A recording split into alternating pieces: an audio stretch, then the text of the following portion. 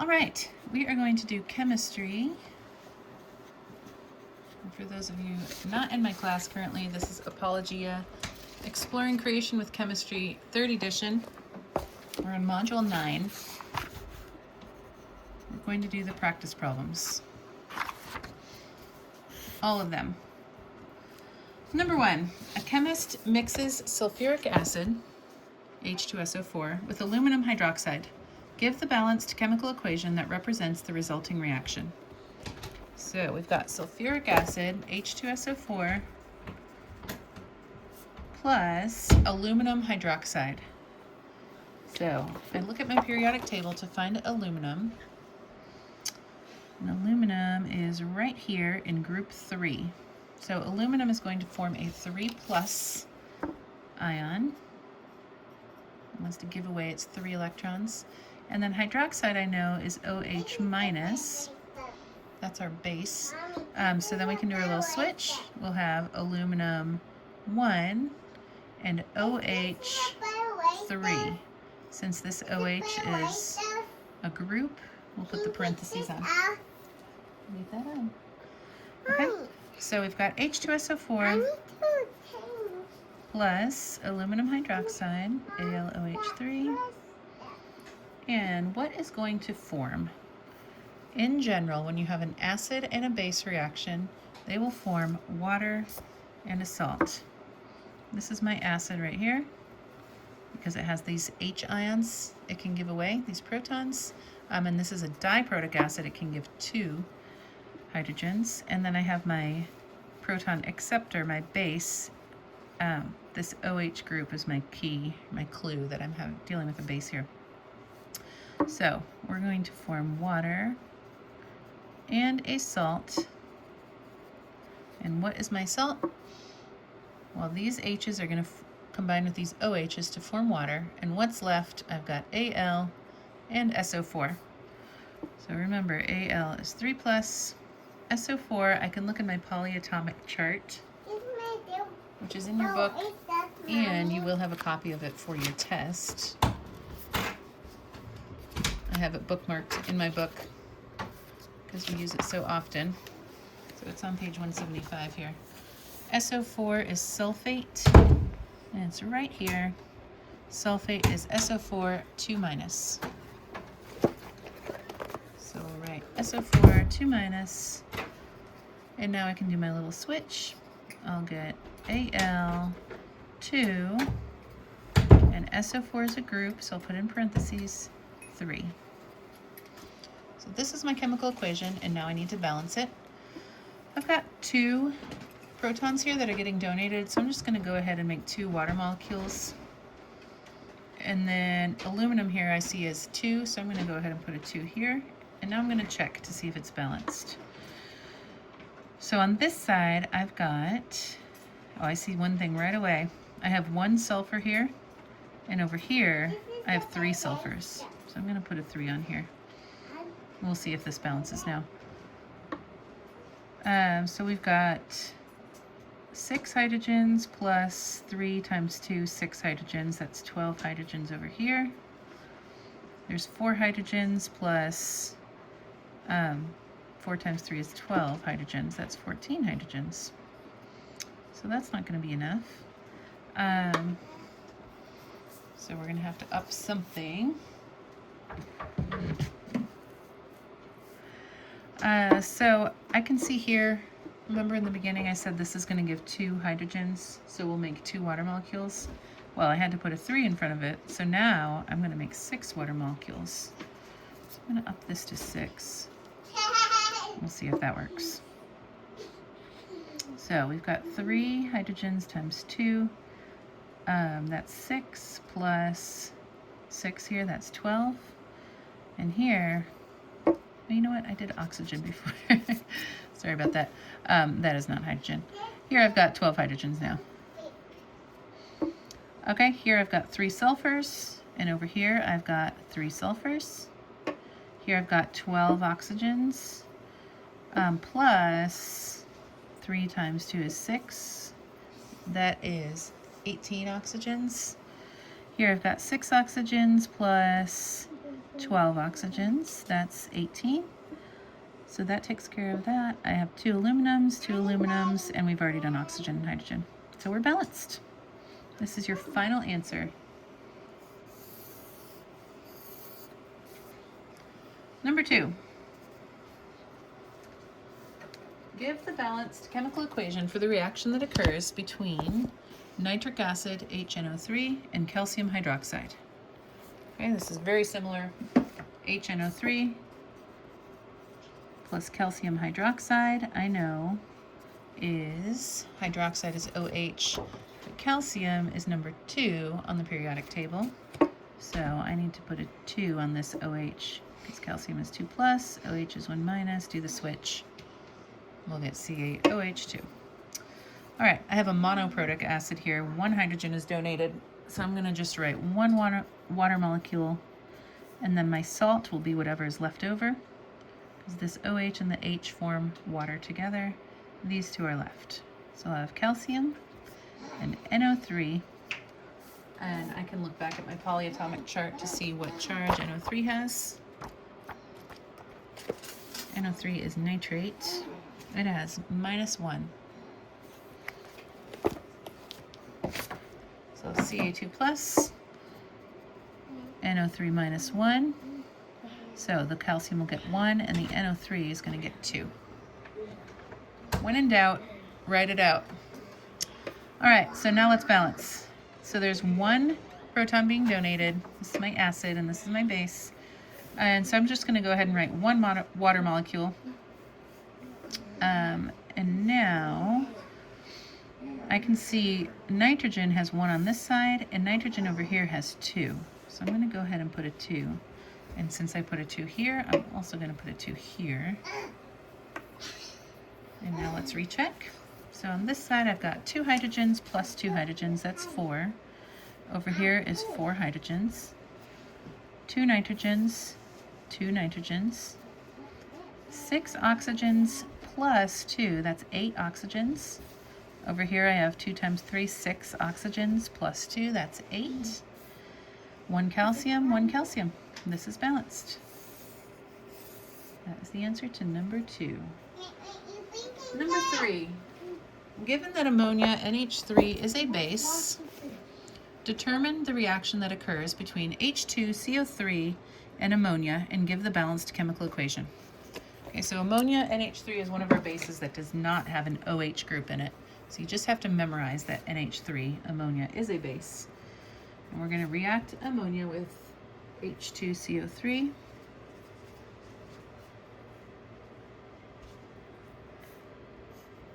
And what's going to happen here? So we have our base and our acid. And this is not an ionic base, so it's not going to split into ions like these other bases did. So it won't actually be able to form a salt in the same way. Instead, this NH3 molecule looks like this. It's that pyramid shape. And here is an unpaired group of electrons, an unpaired pair of electrons that will attract an H plus ion from here. It'll be attracted to these negatively charged electrons, and this will form the ammonium ion.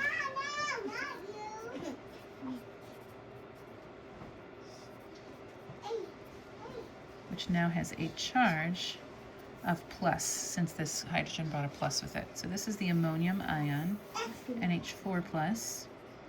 So that's what's going to form over here, NH4 plus. And then what's going to be left here after this guy donates his hydrogens is a CO3. Since there's 2 hydrogens, we're going to have 2 minus. So this one's a little bit different than these other 2. And now we can balance. So we've got 1 nitrogen, 1 nitrogen, 3 hydrogens plus 2 is 5 hydrogens. And over here I only have 4 hydrogens. So I'm going to have to fix that. 1 carbon, 1 carbon. Let's just try multiplying this by 2 and see if that will help.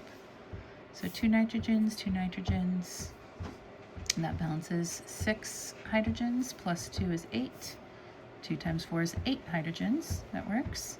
We've already done hydrogen, 1 carbon, 3 oxygens. 3 oxygens. We are balanced.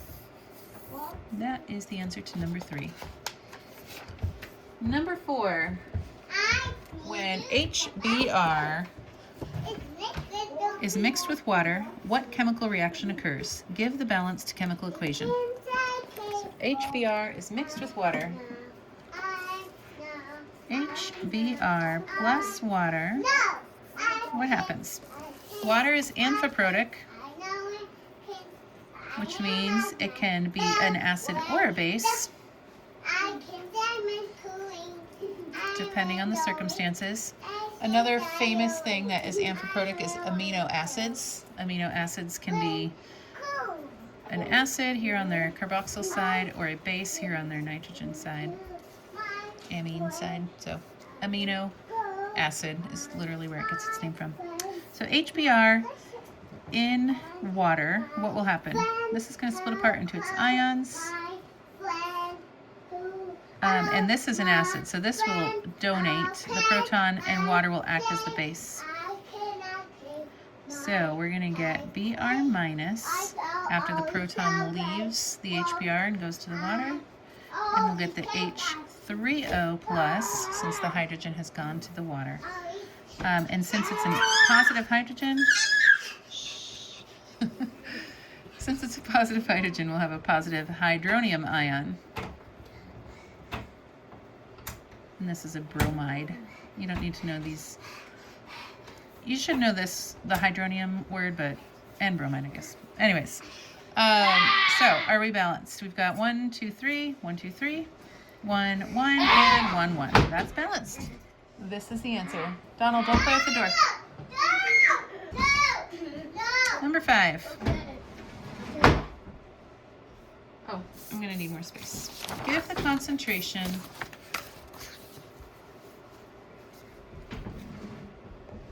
in molarity of each of the following solutions. So we're dealing with molarity here. Molarity is the number of moles per the liters. And this is the total liters of the solvent plus the solute. This is the total liters of solution. Total volume of solution. Okay? So part A, we are mixing 3.51 moles of HNO3, nitric acid, are dissolved in enough water to make 1.2 liters of solution.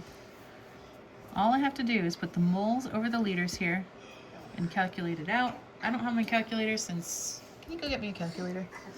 I use my phone usually as a calculator.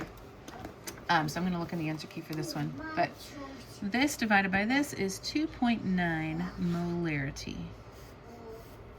So you just do 3.51 divided by 1.2. I have 2 significant figures here because this has 2 significant figures. B, 234.1 grams of KOH are dissolved in enough water to make 345 milliliters. So 234.1 grams of KOH. Now, this is grams, not moles. So we need to fix that. How do we know how many grams are in a mole of KOH? Well, let's pull out our periodic table. We can look up our molecular weights here. Potassium, K, is 39.0983. So I'm going to make my little chart over here. 39.0983. Oh, okay. Oxygen, since that's our next one, is 15.999. And periodic tables do vary. So yours says, I know the ones I gave you in class say something slightly different. And this is 1.008 for hydrogen. Okay, so we've got one of each. We'll just add these up. And we get 56.1 grams of KOH per mole. This is how we find how many grams there are in each mole that's on your periodic table. So now, my camera keeps going out of focus. I can plug this in, 56.1 grams in 1 mole. And now I can see I have to divide 234.1 divided by 56.1, and that is 4.17 moles KOH. Always write this right here, what chemical you're dealing with, or else you're going to get confused. So now I know my moles, but this section has 345 milliliters of solution instead of liters, so we need to change that now, since my molarity is in moles per liter. So 345 mils, there are 1,000 milliliters in 1 liter. Now I have liters. I'm dividing by 1,000, so I can go 1, 2, 3, 0.345 liters. I've done this a bunch in class, so hopefully you're good at that by now. So my molarity will equal the number of moles, 4.17 mole, divided by the liters, 0.345 liters, and my answer is, let me look on my answer key, 12.1, I was looking in the wrong spot, molarity KOH. We did this a lot when I worked in a chemistry lab, and you always have to label your bottles or your flask very clearly, because it could be very dangerous if you don't do the right thing. So label it very clearly with the molarity and what's in there. Helen, I need a book for the space heater. My space heater just turned off. All right, 4.1 grams of H3PO4 are dissolved in enough water to make 45 milliliters of solution. And if you want to try this one on your own right now, you can pause it, try it on your own, and then come back and check your answer. It's going to be the same way we did this one. We've got grams of H3PO4, but we need moles. So let's look up our molecular weights. H is 1.008. And we have 3 of them. We have 1 phosphorus, which is weight 30.973. Thank you. And we have oxygen, which is weight 15.999. Again, I know on your periodic table it's 16. That's okay, you can use either one. We'll add these up, so we do 3 times 1.008. 4 times 15.999 plus 1 of these, and we're going to get 98.0 grams per mole. This molecular weight is unique to each chemical, and you have to calculate it for each molecular chemical you're using. So now I know I have 0 grams per mole, cross off grams, and I'm going to be left with moles. And the answer there is 0.042 moles of H3PO4. And then how many milliliters do we have? 45 milliliters. Now we need to put that in liters, so we're going to say 1,000 mils per liter. Cross off and do your decimals. 1, 2, 3, 0.045 liters. Now I can calculate my molarity. I know my moles, Helen, and I know my liters. 0.045 liters. That's really loud. And my answer is 0.93 molarity of H3PO4. Now, this HNO3 was an acid. It's monoprotic, has 1 proton to donate. This KOH was a base. It has the OH group and it will accept a proton. And H3PO4 is an acid, a triprotic acid. It can donate 3 hydrogens. Number 6, a chemist has 12.0 molarity HBr and would like to use it to make 500 milliliters of 3.5 molarity HBr. How do we do this? And this is something I did in lab all the time when I was a chemist. We use the dilution equation, M1V1 equals M2V2. Molarity 1 times volume 1 equals molarity 2 times volume 2. I don't know what volume to use here. That's what I'm trying to find out. So I have M1, which is 12 molarity, times volume 1, which I don't know, so I'm going to leave as a variable, equals molarity 2, 3.5 molar, times volume 2. Now, I can change this to liters to make it a little more straightforward. Mils, we know, same thing, 1,000 milliliters in 1 liter. Go 1, 2, 3, that's going to be 0.5000 liters. I left the same number of significant digits here. There's 4 significant digits, so I have 4 significant digits here. Now, I'm going to solve for V1. I multiply these guys by each other. And by the way, I never use an X for multiplying when I'm doing upper level math or science. That X looks like a variable, and that gets really confusing. So never use an X, use parentheses. I don't really even use a dot product because it looks like a decimal. So parentheses are your way to go. So we'll do 3.5 times 0.5 and then divide by 12 to solve for V1. And our answer will be, put my bookmark in here. Our answer will be 1.5 times 10 to the 2. Sorry, this book solved it in milliliters. Without my calculator, I'm kind of lost. I'm going to have to do this by hand. 3.5 times 0.5, 5, 2, 17, 1.75, divided by 12. This goes in one time. 55, 4, 48. Let's see, we do speed math. How many times does 12 go into 70? I believe it goes 5 times. 60, 10, 100. Let's see. I'm not as good at my 12s. 12 times 8 is 96, right? Yeah. Okay, that's enough decimals because our lowest significant figures is 2. So we're going to end up with 0.15 liters. So we have to round this to 2 decimals. And the book expressed it as expressed it as 1.5 times 10 to the 2 milliliters, which is the same thing. That would be 1,500 milliliters, which we know. Sorry, 150. Which you know, 1, 2, 3 is the same as 0.15 liters. All right, number 7. No, I can't do that right now, Donald. Go ask your brothers or sisters to help you.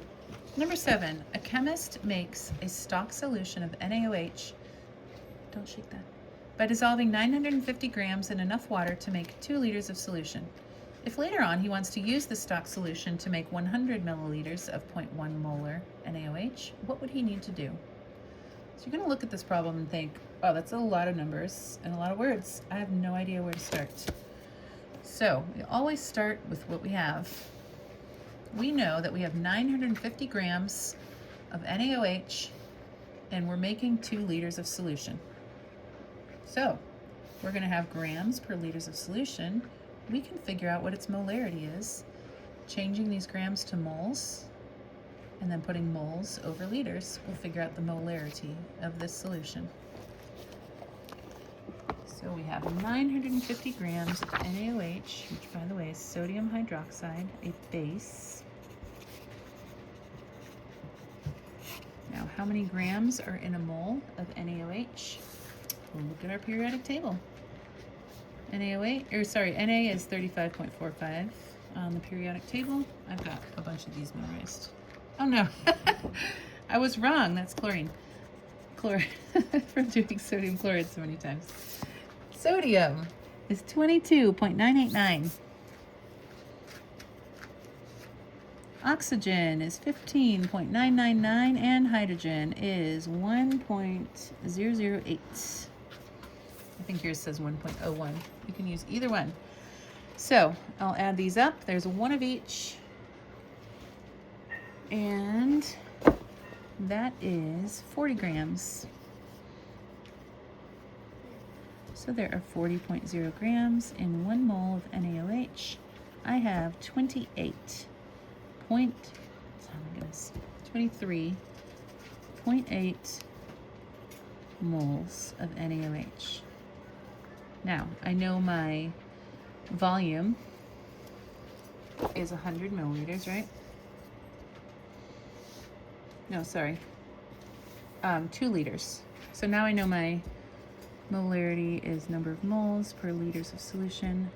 My moles are 23.8 moles, and my volume, my original volume was 2 liters. So my original molarity of the solution I first make will be 11.9 molarity. Okay, we're not done because we're going to use this solution.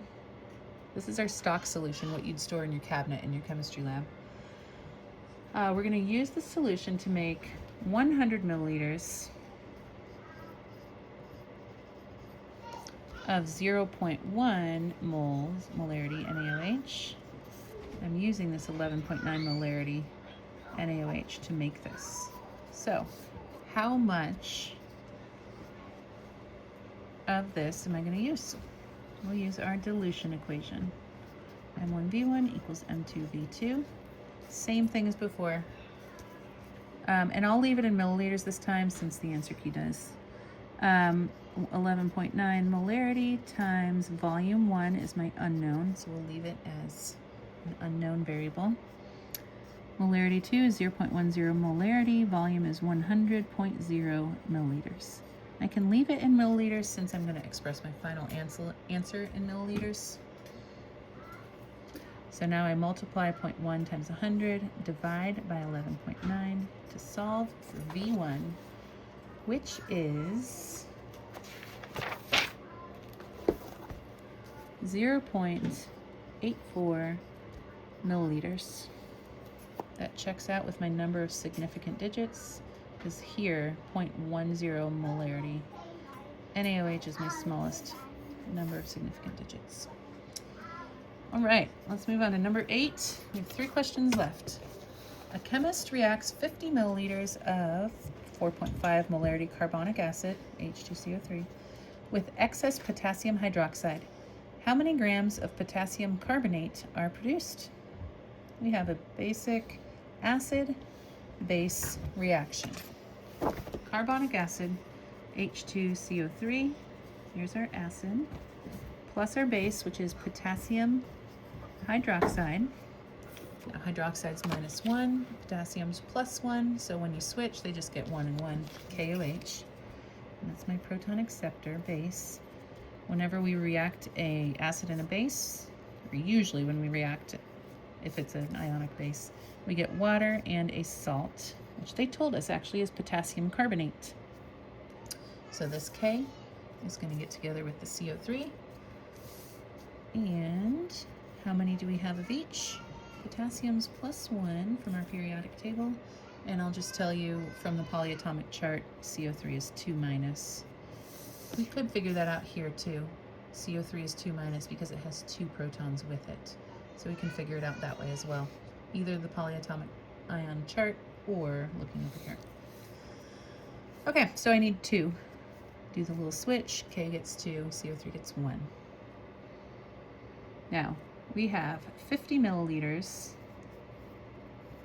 of 4.5 molarity carbonic acid, excess potassium hydroxide, so we actually don't need to worry about its volume, it's just got enough.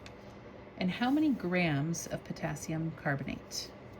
See, I wrote down what I had in a very clear way, and then I wrote down what I'm looking for over here.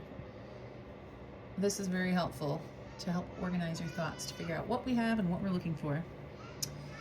So, what am I going to do? This chemical equation tells me how the moles relate to each other. How many moles of this acid react with how many moles of this base to make how many moles of water, and how many moles of the salt. So I'm going to convert this to moles to figure out how many moles of acid I added in this volume of acid that I added. But I need to balance this equation first to figure out how those moles relate to each other. So over here I've got 2 potassiums. I'm going to add a 2 here. I have a diprotic acid, so I'll go ahead and add a 2 on the waters, and then let's see if we balance. Here are 2 hydrogens plus 2 hydrogens is 4. Here's 4 hydrogens. There's 1 carboxyl group here and 1 over here. And then over here I've got, let's do these out. You can do the carboxyl groups by themselves, but we'll do carbon and carbon. 3 oxygens plus 2 is 5. 3 oxygens plus 2 is 5. And then we've already done oxygen and hydrogen. So we're balanced. Let's go for it now. All right, I've got 50 mils of H2CO3. I need to convert that to liters. It's 1,000 milliliters in a liter. So move the decimal point 123, 0.050 liters of H2CO3. Now, I know from my molarity that there are, this is the same as saying there's 4.5 moles in 1 liter, right? Because the molarity is moles per liter. So I can plug that in right here. There's 4.5 moles of H2CO3 in 1 liter. Now I can cross out liters, and I'm going to end up with 4.5 times 0.050, and that is 0.23 moles of H2CO3. 2 significant figures because I had 2 significant figures here. Okay, so I've got 0.23 moles H2CO3, and this is where it's very important to write down your chemical, not just moles, but what molecule you're dealing with too. I know from my chemical equation that for every 1 mole of carbonic acid, I produce 1 mole of potassium carbonate. So for every 1 mole of H2CO3, I produce 1 mole of potassium carbonate. It's 1 to 1, so we're just going to stay the same. 0.23 moles K2CO3. Now the question is how many, so I know how many moles I have, how many grams of potassium carbonate is this many moles? I've got 0.23 moles K2CO3. And in 1 mole of K2CO3, how many grams are there? Let's check. Potassium is 39.0938.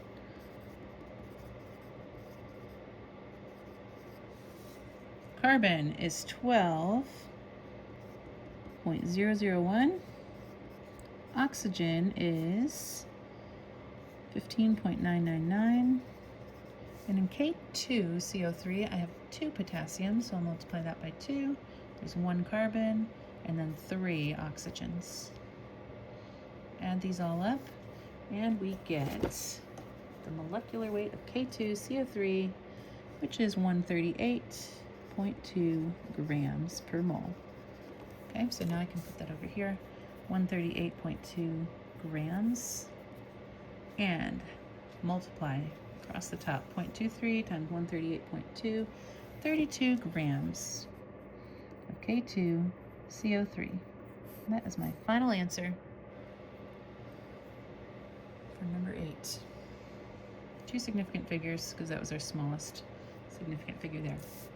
2 more problems. We're almost done with Module 9's practice problems. A chemist needs to know the concentration of some NaOH that is in the laboratory. To find this out, she titrates, and we did a titration in class, she titrates a 50 milliliter sample of the solution with 3.5 molarity HCl. If it takes 34.3 milliliters of the HCl to reach the titration endpoint, what is the concentration of the NaOH solution?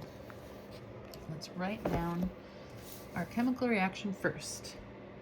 So she started off with NaOH. We don't know the molarity. Plus HCl. She used 50 milliliters, and it was 3.5 molarity. It took, she titrates a 50 milliliter sample. So that is 50 milliliters of the NaOH. It took 34.3 milliliters of the HCl. What is the concentration of the NaOH solution? So let's finish our chemical equation here. We've got our base with the OH group and our acid with this hydrogen. We're gonna make water and salt as usual.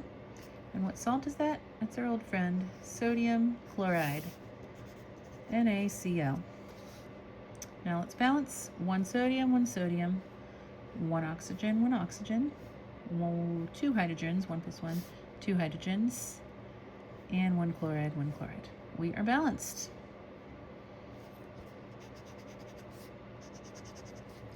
And that also makes sense since we've got a monoprotic acid. We make one water molecule. Okay, so we know what we have. We started off with 34.3 milliliters of HCl. We need to change that to liters. So 123.0343 liters HCl. And we know our molarity of HCl. We know that we had 3.5 molarity. That's the same as saying we had 3.5 moles per liter. Okay, so we'll take our 0.0343 liters HCl. In 1 liter, there are 3.5 moles. So multiply this times this. This is number 9. We will get 0.12 moles of HCl is what we added to titrate to the end point of this titration. Okay, now I know my moles of HCl, and I can see from my chemical equation that it takes 1 mole of HCl to react with 1 mole of sodium hydroxide. So it's a 1-to-1. 1 mole HCl, 1 mole NaOH. I'm going to have 0.12 moles of NaOH. That makes sense, right? So I've got my moles of NaOH. I have my volume of NaOH. I can do my molarity now. It's moles per volume, moles per liter. I just need to change this 50 mils into liters. So 50 mils, there's 1,000 mils in a liter. I've done this about 20 times now. 1, 2, 3, 0.050. Let's keep our sig figs. Liters of NaOH solution.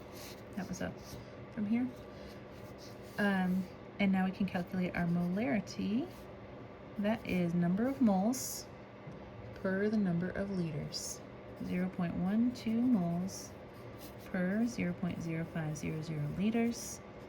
And our answer is 2.4 molarity NaOH.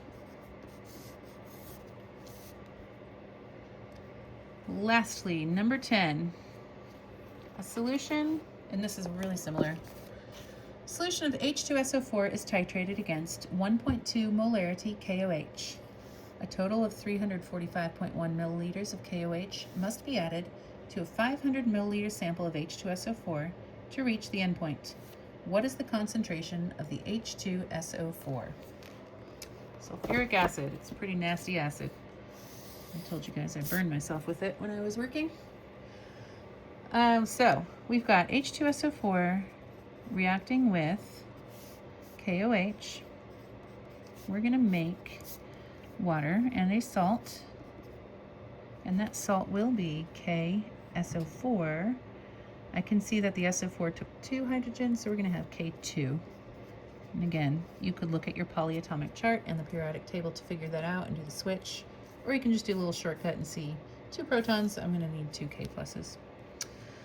All right, diprotic acid, so I'm going to do 2 water molecules. Also, I have a K2 over here, so I'm going to have to put a 2 there. Now let's see if we're balanced. There's 2 hydrogens plus 2, that's 4 hydrogens, and here's 4. It's 1 sulfur, 1 sulfur. 4 oxygens plus 2 oxygens is 6. 4 oxygens plus 2 is 6. 2 potassium, 2 potassium. We are balanced. We already did the OHs over here. All right, now let's write down what we have. We had to add 345.1 milliliters of KOH, and we know the molarity of KOH was 1.2 molarity. We had a 500 milliliter sample of H2SO4. So what is the concentration of H2SO4? We're going to do it the same exact way as we did this one in number 9. We'll start with what we have. We added 345.1 milliliters of KOH. I know there's 1,000 mils in a liter, so we'll get 0.3451 liters of KOH. And I know that my moles are 1.2 moles per liter, so I can put liter, 1.2 moles, and multiply this number by this number, and we will get 0.41 moles of KOH. Why did I drop to 2 sig figs when I had 4 here? It's because this number only has 2. So we're at 0.41 moles KOH. Now, 0.41 moles KOH, I know my relationship of moles because of my chemical equation here. For every 2 moles of KOH, I react with 1 mole of H2SO4.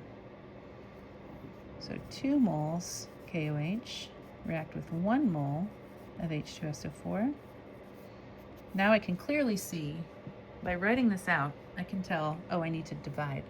You might look at this and say, oh, it's 2 to 1. I'm just going to multiply by 2. That's why, and then you'd be wrong. So that's why I always write it out in this format. And I told you, my son in college told me that he uses this all the time in his engineering studies. This is a foolproof way of doing your math in chemistry. So I can see I have to divide 0.41 divided by 2, and I will get 0.21 moles of H2SO4. I know how much moles I have. I know the volume. I can calculate molarity. I just need to switch this to liters. There are 1,000 milliliters in 1 liter.